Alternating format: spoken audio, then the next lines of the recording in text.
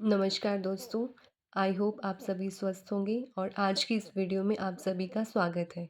तो आज की इस वीडियो में हम जो टॉपिक कवर करेंगे वो है इमोशंस, संवेग। अब इमोशन जो हैं वो हमारी लाइफ में बहुत ही इम्पोर्टेंट रोल प्ले करते हैं। अब जीवन के हर पहलू में जो है इमोशंस का प्रभाव होता ही होता है। हम खुश हैं तो हम खुशी का इमोशन जो है शो करेंगे। इसी तरह से अलग-अलग इमोशन हैं जो अलग-अलग सिचुएशन पर बाहर निकलते हैं। रेथस हैं एक साइकोलॉजिस्ट जिन्होंने एक इम्पॉर्टेंट कोटेशन दी है, बहुत ही प्यारी कोटेशन है। Emotions colour our life. Emotion क्या करते हैं? हमारी लाइफ में कलर भरते हैं। तो इमोशन का जो है हमारी लाइफ में बहुत ही इम्पोर्टेंट रोल होता है।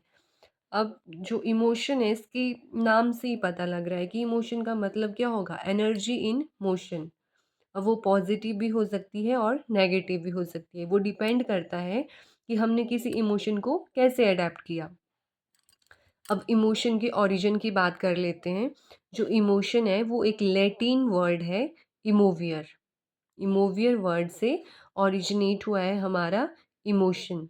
अब जो इमोवियर है उसका मतलब होता है टू स्टीयर अप और टू स्टीयर्ड अप, मतलब उत्तेजित कर देना या उत्तेजित दशा। तो याद रखिएगा जो इमोशन वर्ड है वो लैटिन वर्ड इमोवियर से लिया गया है। अब इसमें नेक्स्ट बात करते हैं जेबी वॉटसन की। जेबी वॉटसन जिनको व्यवहारवाद का जनक भी कहा जाता है। इन्होंने कहा कि इमोशन जो है 3 प्रकार के इमोशन हैं जो जन्म से ही बच्चे के अंदर होते हैं। इम्पॉर्टेंट है, क्वेश्चन पूछ लिया जाता है कि कितने प्रकार के इमोशंस कहे थे जेबी वॉटसन ने कि वो जन्म से ही बच्चे के अंदर होते हैं, तो वो हैं 3। और ये भी पूछ सकते हैं कि वो कौन-कौन से थे। तो वो हैं आपके फ़ियर, एंगर एंड लव। इनको आप एक ट्रिक से भी याद रख सकते हैं, फ़ाल। ऐप से आपका फ़ियर मतलब भय, एंगर क्रोध, लव प्यार। तो ये तीनों इमोशन जो हैं बच्चे के जन्म से ही उसके अंदर होते हैं। जब बच्चा पैदा होता है, जब हम बच्चे को ऊपर की तरफ उछालते हैं तो वो कई बार क्या होता है, बच्चा डर जाता है। तो हमने उसको सिखाया थोड़े ना है कि डरना कैसे है, वो खुद उसके अंदर से निकलता है। उसको भूख लगती है तो क्या करता है बच्चा, वो जैसे गुस्सा आ गया उसको तो वो रोने लगेगा।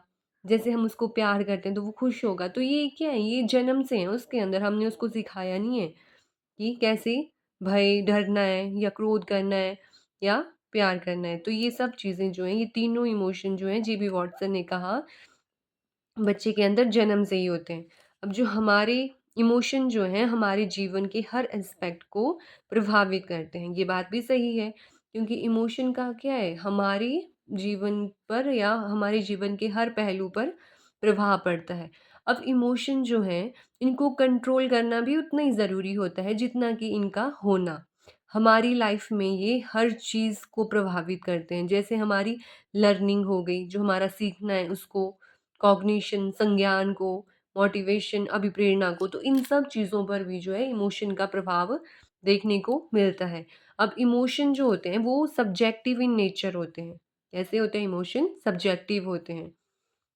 मेन है कि हम किसी इमोशन को कैसे अडेप्ट कर रहे हैं। अब अलग-अलग व्यक्ति हैं तो सबके अलग-अलग इमोशंस होंगे, संवेग होंगे। डिपेंड करता है कि हमने किस इमोशन को कैसे अडेप्ट किया है। इनको अडैप्ट करने का तरीका जो है सबका अलग-अलग होता है। फॉर एग्ज़ाम्पल आप मान लीजिए जैसे आपकी कोई फर्स्ट इनकम है, आपको किसी ने कैश दिया, आपने कोई काम किया कि ये ले बेटा तूने मेरा काम किया तो ये इसके बदले ये प्राइज़ मिलता है, प्राइज़ में कैश मिल गया। तो क्या होगा, जो प्राइज़ में कैश मिला या जो नोट मिला 5, 10, 100, 200, 1000 जो भी आपको मिला, उन पैसों का, उन नोटों का आपके लिए जो है आप मतलब उनसे आपके इमोशंस जुड़े होंगे। आप उन्हें किसी दुकानदार को देंगे या किसी और व्यक्ति को देंगे तो उसके लिए क्या है, वो सिर्फ़ एक नॉर्मल नोट है। लेकिन आपके लिए वो आपका प्राइज़ है, आपकी फर्स्ट सैलरी है, आपकी इनकम है। उससे क्या है, आपका इमोशन जुड़ा हुआ है, वो आपके लिए ख़ास होगा। लेकिन वही नोट किसी दूसरे व्यक्ति के लिए ख़ास नहीं होगा, उसके लिए वो एक नॉर्मल नोट होगा क्योंकि उस नोट के साथ आपके इमोशन जुड़े हैं, उसके नहीं।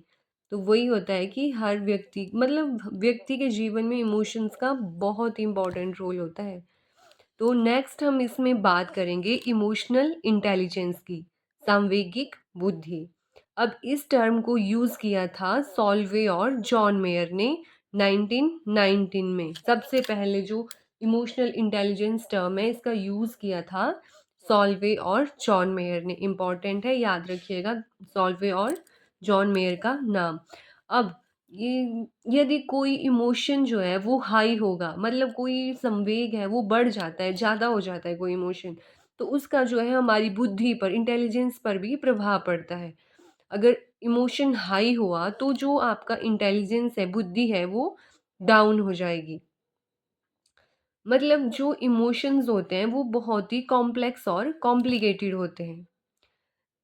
खुद के इमोशन पर उनको रिफ्लेक्ट कर पाना, उनको देख पाना, उनको मैनेज कर पाना, उनको मतलब हमारी जो थिंकिंग और प्लानिंग है, वो उन सब के ऊपर जो है हमारे इमोशंस का प्रभाव पड़ता है। हमें मैनेज करने आने चाहिए वो। थिंकिंग और प्लानिंग को फिर उस हिसाब से डायरेक्शन देना, सिर्फ़ अपने ही नहीं, क्या है, दूसरों के इमोशन को भी समझ पाना, ये सारी एबिलिटीज़ होनी चाहिए हमारे अंदर। अगर इमोशन जो है अच्छे से हो हमने अडैप्ट किए होंगे तो क्या है, दूसरों के साथ सिम्पैथी एम्पैथी वाला बिहेवियर भी हम कर पाएँगे। अदरवाइज़ क्या है, हमें अगर इमोशनली हम बैलेंस नहीं होंगे तो हमें पता ही नहीं लगेगा कि कौन-सा इमोशन कब कितना बाहर निकालना है। कई बार क्या होता है, हमें गुस्सा आता है, हमारा इमोशन जो है वो हमें गुस्से में पता नहीं लगता, हम इतना कुछ बोल देते हैं जो हमें नहीं भी बोलना चाहिए।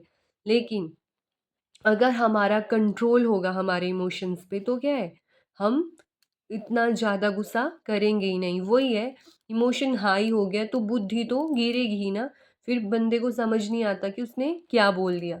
तो वही है कि इनमें बैलेंस होना बहुत ही ज़रूरी है। जो अब इसमें जो एक व्यक्ति हैं डैनियल गोलमैन, उन्होंने एक बुक भी लिखी थी इमोशनल इंटेलिजेंस। अब जो प्रेज़ेंट टाइम में इमोशनल इंटेलिजेंस को फ़ेमस किया, वो किया डैनियल गोलमैन ने। ये एक अमेरिकन व्यक्ति थे। अब इनके अकॉर्डिंग क्या है, इमोशनल इंटेलिजेंस जो है वो आईक्यू से भी ज़्यादा इम्पोर्टेंट है। डैनियल गोलमैन ने कहा था ऐसा कि इमोशनल जो आपका इमोशनल इंटेलिजेंस है वो ज़्यादा इम्पोर्टेंट है आपके आईक्यू से भी। अब एरिस्टोटल है, उन्होंने एक बहुत ही अच्छी क्वोटेशन दी है अरस्तू ने, जो इमोशनल इमोशंस को समझने के लिए काफ़ी है। ध्यान से सुनिएगा और इसको याद भी रखिएगा कि ये क्वोटेशन किसने दी है। Anybody can become angry, that is easy, but to be angry with the right person and to the right degree and at the right time for the right purpose and in the right way, that is not within everybody's power and is not easy. अब इन्होंने कहा कि गुस्सा होना या नाराज़ होना क्या है, किसी के लिए भी आसान है, लेकिन आप जो है सही व्यक्ति से सही अमाउंट में और सही चीज़ के लिए सही उद्देश्य से और सही तरीके से नाराज़ हूँ, ये सब के बस की बात नहीं होती और ना ही ये इतना आसान होता है। तो ये बात कही थी अरस्तू ने, एरिस्टोटल ने। नेक्स्ट हम इसमें कवर करेंगे मैनेजमेंट ऑफ इमोशंस। इमोशंस को जो है कैसे मैनेज करना है। तो इमोशंस को मैनेज करने के भी काफ़ी तरीके हैं, जिनमें से जो पहला है वो है कैथारसिस। अब कैथारसिस में क्या होता है, एक्सप्रेशन ऑफ इमोशन, मतलब जो इमोशंस होते हैं उनको दबाना नहीं है, क्या करना है, उनको पॉजिटिवली एक्सप्रेस करना है या बाहर निकालना है। इसको चिमनी प्रक्रिया भी कहते हैं और फ्राइड ने जो है इसकी बात की थी। अब इनका इसमें ये है कि कोई इमोशन है, आपको किसी पे गुस्सा आ गया तो उसको दबाना नहीं है। क्यों? क्योंकि हमें गुस्सा आया होगा, हम इसको दबाएँगे तो फिर बाद में क्या है, वो किसी और व्यक्ति पर निकलेगा और वही बात एरिस्टोटल ने भी कही थी कि सबके बस की बात नहीं होती। गुस्सा जो है करना तो आसान है, लेकिन सही व्यक्ति पर, सही तरीके से, सही समय पर और सही उद्देश्य के लिए निकालना वो सबके बस की नहीं होती। तो वही है, इमोशन जो है उसको दबाना नहीं चाहिए। जब उसमें बैलेंस बनाकर उसको सही तरीके से बाहर निकालना चाहिए। जो सेकंड वे है मैनेजमेंट ऑफ इमोशन का, वो है पॉज़।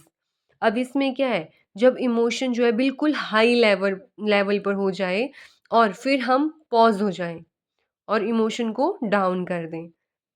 ये होता है पॉज़ में। वही बात है, गुस्सा आ गया, पता नहीं लगा, बिल्कुल हाई पीक पे चले गए, बोलते रहे, गुस्सा करते रहे। लेकिन फिर क्या, एकदम से रियलाइज़ हो गया और हम चुप हो गए। तो क्या होगा, उसके बाद गुस्सा जो है ऑटोमेटिकली डाउन हो जाएगा, हमें रियलाइज़ हो जाएगा कि हम गलत कर रहे हैं। तो वो ये रिफ्लेक्ट करना अपने थॉट्स को। और एज के साथ-साथ क्या है, इमोशनली जो है व्यक्ति स्टेबल होता रहता है।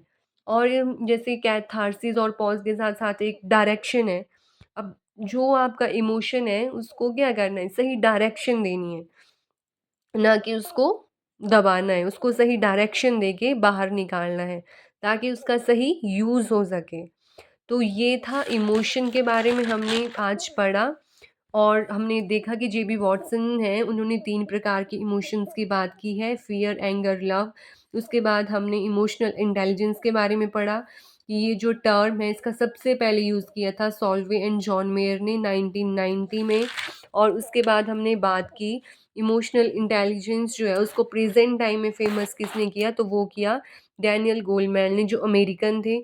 और इन्होंने एक और बात कही कि इमोशनल इंटेलिजेंस जो है आईक्यू से भी ज़्यादा इम्पॉर्टेंट है। उसके बाद हमने बात की मैनेजमेंट ऑफ इमोशंस, उसमें हमने कैथार्सिस, पॉज़, डायरेक्शन, इसके बारे में बात की। तो आई होप आपको ये टॉपिक समझ आ गया होगा।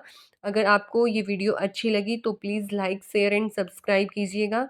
और आपको कोई भी डाउट होगा इस टॉपिक को लेकर तो आप कमेंट सेक्शन में कमेंट करके वो पूछ सकते हैं। मैं पूरी कोशिश करूँगी आपका जो भी डाउट होगा मैं उसको सॉल्व कर पाऊँ। तो इसी के साथ धन्यवाद।